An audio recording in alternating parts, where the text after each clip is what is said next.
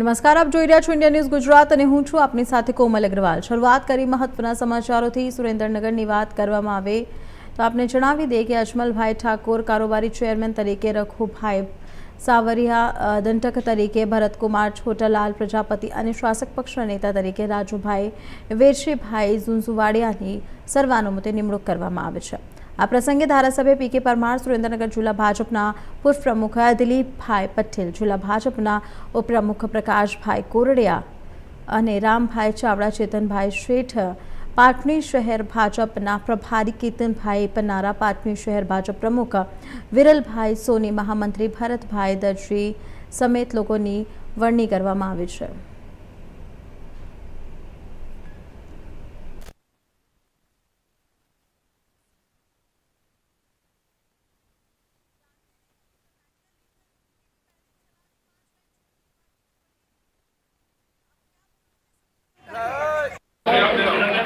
પાર્ટીનું શીર્ષ નેતૃત્વ શ્રી નરેન્દ્રભાઈ મોદી સાહેબ, અમિત શાહ સાહેબ, ભારતીય જનતા પાર્ટી પ્રદેશ શ્રી જગદીશભાઈ વિશ્વકર્મા સાહેબ તથા આપણા મહામંત્રી સુરેન્દ્રનગર જિલ્લાના શ્રી હાર્દિકભાઈ ટમાલિયા સાહેબ,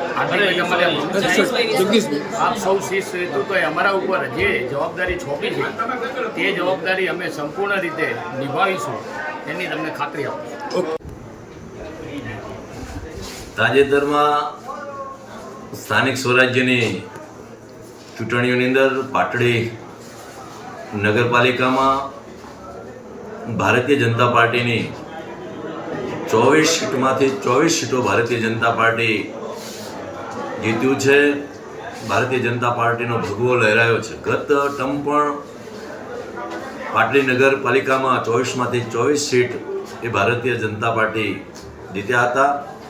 આજ રોજ નગરપાલિકાના પ્રમુખ, ઉપપ્રમુખ, કારોબારી ચેરમેન, શાસક પક્ષના નેતા અને દંડક એની પાર્ટીના માધ્યમથી ખાસ કરી રાજ્યના માનનીય મુખ્યમંત્રી શ્રી ભૂપેન્દ્રભાઈ પટેલ, પ્રદેશ પ્રમુખ જગદીશભાઈ વિશ્વકર્મા સાહેબ, સંગઠન મહામંત્રી રત્નાકરજી અને પ્રદેશ પાર્લામેન્ટરી બોર્ડના માધ્યમથી જે પ્રકારે નિર્ણય થયો એના આધાર ઉપર પાટડી નગરપાલિકાના પ્રમુખ તરીકે હિતેશભાઈ રાવલની નિયુક્તિ કરવામાં આવી છે। ઉપપ્રમુખ તરીકે મંજુબેન ઠાકોરની નિયુક્તિ કરવામાં આવી છે। કારોબારી ચેરમેન તરીકે રઘુભાઈ સાવરિયા, શાસક પક્ષના નેતા તરીકે રાજુભાઈ દેવીપૂજક અને દંડક તરીકે ભરતભાઈ પ્રજાપતિ એનો પાર્ટીએ નિર્ણય લેવો છે। આજની પ્રથમ બેઠકની અંદર પ્રમુખ ઉપપ્રમુખની વરણીની અંદર નગરપાલિકાના પ્રમુખ તરીકે હિતેશભાઈ રાવલ અને ઉપપ્રમુખ તરીકે મંજુબેન ઠાકોરની નિયુક્તિ થઈ છે। બંનેને ખૂબ ખૂબ અભિનંદન આપું છું।